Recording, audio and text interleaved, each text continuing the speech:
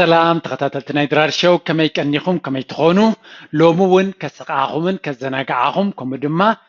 أقداس ملأختي ويتمرتي كم على الفاز خلاين زبالكون الالات كاباهم زمزا هيزلكم قريبا لغو بزحات الالات سدو ليكم زلغم نافلتكو بلبي زمسكنكم مغنياتو نسخات فلطو نسخت فلطي يعني فلطوني عنس فلطو سمايت فلطوني هم سلازي تعال لناتكم كينا عاكم تسديدكم نسخهم فليتكم نحمش الشحن شو حتى الشح سبات كتسع كلا ጸጋዩ ምክንያቱ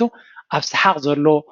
ኣብ ሓጎስ ዘሎ ብልጫታት መወዳእታ ይብሉ ንጥዕናና ንዓወትና ንኩሉ ዝስሕቁ ሰባት ዝሕጎሱ ሰባት ዝለዓለ ዕድል ኣለዎም ኣብ ሂወቶም ዕዉታት ክኾኑ ኣብ ሓዳሮም ኣብ ካሊእ ሂወቶም እውን ፅቡቅ ዝኾነ ሂወት ንክህልዎም ስለዚ ናይ ሎሚ ዕላላት ድማ ንዓኹም ከዘናግዓን ክምህራን ዝኽእላ ዝበልክዎን ዕላላት ካብኹም ዝመፀን ተቐዳመይቲ ዕላል ካብ ዓመተ ኪዳነ ዝመፀት እኒኣ ክብረት ያበለይ ዓመተ እዚኣ ዕላል እዚኣ ድማ ኣገዳሲት እያ ፅን ኢልና ክንሰምዓ تعالى كمزيا أب حدا عديو حدا زيو تشقواني وي أزيو برتع زخونة بحمقة حازان هزب السرعات نيرو لذي عدي بقى نقليو يأسر نقليو يقتل يرشن يتشف يسادد يبس هبسون يرزوم هزبي بقى ما يرغبو مقبوم خلا يكوني مسل يبلوم كل نقراتهم سي بقى حماق ينيرو بقى بخالا زرار بس ኤርትራውያን እዮም ነይሮም ክንብሎም ንኽእል ማለት እዩ ኣዝዩ ጨቋነ ዝኾነ ሲስተም ነይሮ ተዓዲ ከዚ ዝገበረ እንተገበረት ህዝቢ ግን ይፃወረ ነይሩ ስቑ ኢሉ በቃ ኣምላኽ ኣሎ ኣምላኽ ረድኣና እዩ ዳሓን ክሓልፍ እናበለ ዝፅመም ህዝቢ ነይሩ ሕጂ ሓደ ግዜ እቲ መራሒ ማለት እዩ ካብ ምሕር ምጭፍጫፍ ምስ ሰልቸዎ ኣኼባ ይገብረሎም እቶም ህዝቢ ብምሎም ነቲ ዓዲ ብምሉእ ኣኪቡ ኣኼባ ይገብረላ ማለት እዩ ሕጂ እንታይ እዩ ክመፀና ሕጂ ኢሎም ይሓዝቡ ዞም ዓዲ ማለት እዩ كمهني أجي كل جزء ما أطرحين برضو بقريهم سلزي فلتو شو تمراهي حفيف المالتيو سمعتهم مزبيق لهم أنا ناتكم نجار مرد أبيني لهم ما بخليكم هيوتكم كبير كريو أساقيكم دكهم قتيل لكم أكلابيتكم شجر فتير لكم ما بما ينكليكم لتشي بلكم جلي بلكم كل تطوع بلكم بخل فتينكم ولا حنتي جبر ملس كتبو أيرعهم يس كم زي تعامكم فلتي حماكم زلهم يفلتي يجن زخانة جبر ملس كواهم أيرعهم هزبسي هزبنا حافلو جيجاز بلني أيرعهم سلزي نعهم جينا كم زي تسمعكم تقانزا ويتسأجمعت نعهم نورمال مخانو جري مني أسدمي مني يجيبلهم مالتي توم زبخا انتي داخل بالليو محرد دي خزانا كغير دي خوينو قال يبلو هجي نقرات كغير لكم وي كم محيش لكم تصبيت هلوي لوا نو لومي از اخيبا او جيس لكم نقول لكم كحنقكم مخاني نقول لكم تحانيقكم كتموتو مخانكم كحبركم اليه مغنياتو كل تزغبر كوس قاين مچفچافن سلدي سرحا اباكم طفو سلدي كالكم سلازي بقتا كنت كنطفاكم كنحانقكم وسينا لنا وسينا لغو سلازي كاب زمص غزي ببترا كتحنقو يكم يلو يوجلو مالتي حزبي ازدمي موغن امنا خايس دمومن مستزنبرو زنبرو موت حدش ነገር سلازي نبر مالتي سلازي ريتو زخون لكم دي بلا مالتي حدا سب ايدو حافي يبل مالتي توم عدخا ويلي يخ تيرخ زاربي سبعي زس مالت بزح زهرب ايكونن ترعي كزهرب يبلو مالتي زداخر زنبري مس سيستم سرع زنبر سبي تحاف مسبله تك زهرب يلوم طعم حربت بلو مالتي الرئيس كنت اخذت زهرب يبلو حافي بالمالتي كل تي زبالكايو سمعنايو ينا صبغريتو صبغ حسابي غريب كالنا زبالكايو كل دما حقيو عجنا تيريتو دما كاوفلي زبالت ايكونتن مالت نكنحنق تزبس توسين له حجي تي محنق قمت كاباهم دي كون كابانا إلو ريتو يقرب مالتي بتنات بناتكم قمدنا كتحنقونا ويس بناتنا قمدنا خنحنق بعالكم ديهم كتحنقونا ولا بعالنا هنا خنحنق إلو ريتو يقرب مالتي نزا فيديو تريد اللخا نزا فيديو تريد اللخم كتعبيو كتلووتو نابزلا على درجة كتكودو خمتدليو يردان له that's why نزا تريد اللخم أمبار نابتقعزو نابتزلا على درجة نمعباي التزبالسي نابزلا على درجة كحجزوكم زخيل انتولو دما ولقاو كلاساتيو سدما ናብ ስቶክ ማርኬት ብቁጠባ ንኽትዓብዩ ናብ ቢዝነስ ክትኣትዉ ተደልዩኹም ኦንላይን ቢዝነስ ከምኡ እውን ኣብዚ እዋን ዘድልየኩም ክእለታት ናይ ኮምፒውተር ናይ ቋንቋ ከምኡ እውን ናይ ኤዲቲንግ ክትመሃሩ ተደልዩኹም ብዙሕ ኮርሳት ኣለና ኣብዚ እዋን እዚ ድማ ዲስካውንት ጌርና ስለ ዘለና ንኽትጥቀምሉ ብትሕትና ይዕድመኩም ኣስተውዕሉላ እዛ ነገር እዚኣ ኣብ ዓድና ኣብዚ ግዜ እዚ ኣብ ዝሓለፈ 15 ዓመት 20 ዓመት እውን እንትኾነ እዚ ነገራት እዚ ሓድሽ ነገር ኮይኑ ኣይስምዓናን ኣብ 2000 ሓቢሉ ኩሉ እቲ ህዝቢ ድምፂ ናይ ህዝቢ ምስተዓፀወ ጋዜጣታትን ብግልፂ ነገራት ናይ ምዝራብን ምስተዓፀወ ነገራት እናኸፉ እናኸረሩ ልክዕ ከምዚ መሸንቆኻ ኣፅባብ እናበልካ ዝመፀኻ እያ ምክንያቱ ሂወትና ድሕሪት ምልስ ኢና እንተሪእናዮ ቅድሚ 10 ቅድሚ 20 ዓመት ዝነበረ ሂወትና ንዑይና እናፍቕ ዘለና ካብኡ ንነጀው እናኸፍኣና ይመፅዩ ብልቺ ምስኣን ተፈቲኑ ብማይ ምቁራፅ ተፈቲኑ ብሽኮር ምስኣን ተፈቲኑ ብእኽሊ ምስኣን ተፈቲኑ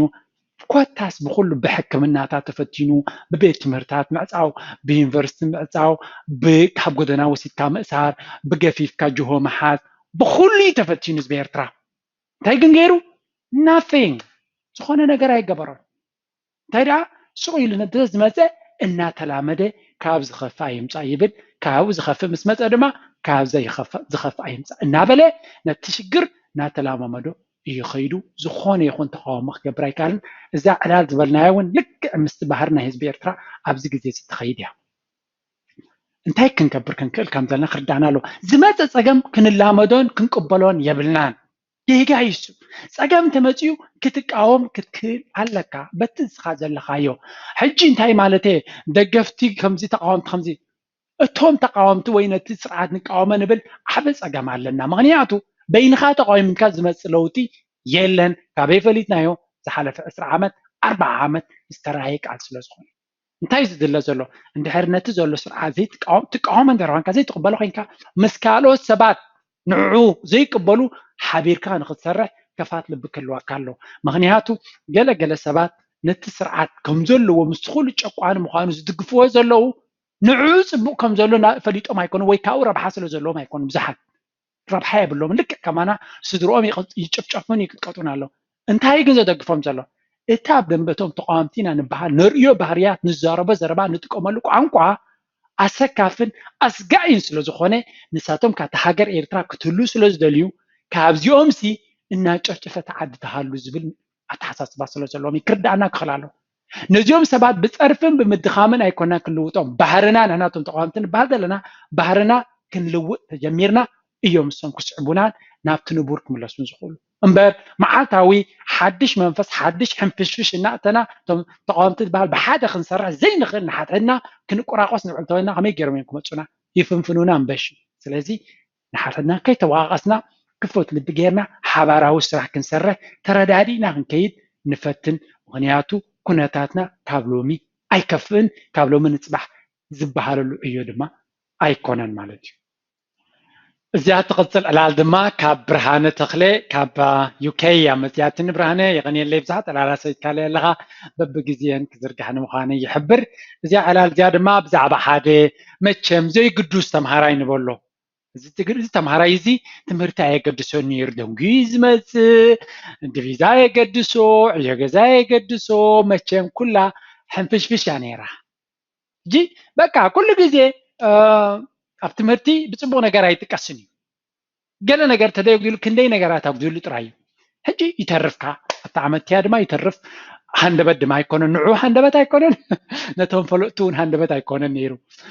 ንዓመታ ኣብታ ክላስ ንሱ ደጊሙ ሓደሽቲ ክላሳት ይመፁ ምስ ጀመረክን ተገዳስነት ክርኢ ይጅምር ማለት እዩ ሕጂ እቶም ኣዕሩኽቱ ደቂ ገዛውቱ እቶም ቀደም ዝፈልጥዎ መሕጎል ስለ ዝነበረ ይግረሙ ኣብ ክላስ ተገዳስነት ከም ዘለዎ ይሰምዑ ትምህርቲ ዕዮ ገዛ ክውድእ ገለ እቶም ደቂ ገዛውቲ ብፍላይ ክግረሙ ጀሚሮም ስለዚ ከመይ እዩ ዝኣሉ ዝኸውን ዘሎ ንፈልጦ ዶ ይነበርና ትምህርቲ መፅኡ ዘይፈልጥ ቀፃል ኣብ ግዜኡ ክዳኑ ብስርዓት ገይሩ ዝመፅእ እንታይ ረኺቡ ዘሎ እንታይ ምስጢር ኣጋጢሞ እንታይ ተኣምራት ኣጋጢሞ ሰብ እዚ ከምዚ ኮይኑ ኢሎም ሕርበት ይብሎም ኣብ ትምህርቲ ድማ ይነፍዕ ማለት እዩ ሕጂ እንታይ ደኣ ኣሎ ወሪድዎ ኣጠ ኢሎም ይቐርቦ ተመዕሩኽትስ ማ እንደስኻ እንታይ እዩ ጉዳይካ مالتي بتاع مصبوق ندي دسيلنا ندي قريبنا له كابي يزخل تقداسنت لايبرارين قالن تخي تصنع يو غزا قال مله انتي يزخل خمس غير كازو ليلو حربت يلوم يحتوا ነገራት ተቀያይሪ ኢልዎም እንታይ ተቀይሩ ነገርና ህና እውን ክንቅየር ኢሎም መቸም ኣነ ዘቀየረኒ ምክንያት ሮዚና ይብሎም ሮዚና ኢልካ ዘረባ ወይ ሮዚና ዝኩል ሮዚና ቅብል ኩሉ ትምህርቲ ልክመ ኣለኹ ነገረ መንገዲ ይብሎም ይብሎ ኣነ ብዚ ሓዳሽ ክላስ ሓንቲ ኣዝያ ንቃሕትን ፅብቅትን ጓል ክትኮፍትብል ምሳ ይብሎ ይህሞ ይብሎ ንሳኻ ንፉዕ ተምሃራይ ጥራይ ትፈቱ ርየያ ኢልዎም ስለዚ ሮዚና ክትፈትወኒ እንተኮይና ክነፍዕ